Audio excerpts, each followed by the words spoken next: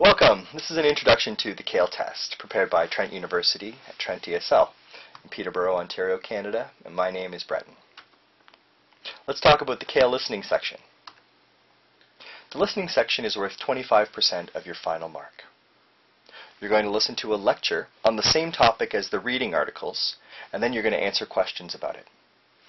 You may also use some of this information later in the writing section.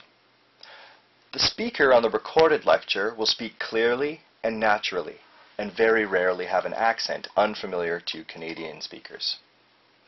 The lecture will only be played once, so you need to listen, think, and write all at the same time.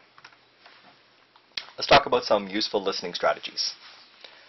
First, you're going to have a few minutes before the lecture to read over the questions. Use this time to get an idea of the questions you think you'll be asked, and underline some key words. Pay attention to the number of points each question has. If there's a 3-point question, it's definitely worth more than a question that's only worth 1 point. So listen carefully for that. The questions are in the same order as the information about the lectures. So if you miss a question, skip it. Move on to the next one. Stay with the pace of the lecturer. Don't get lost. Also, don't worry about perfect grammar or perfect spelling in the listening section. You don't need to write complete sentences. We're mostly testing your listening skills here. If you don't have time to answer a question completely, make a note to remind yourself. There's a little bit of time after the listening's finished for you to complete your answers. Remember, you'll have 5 minutes at the end to check your answers. Use this time to fill in any of those questions you've missed. You got to write something. Don't leave any questions blank, please.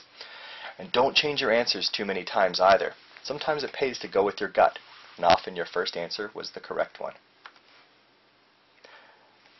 Again, the lecturer is going to continue. Don't get stuck on one question. Keep the pace with the speaker.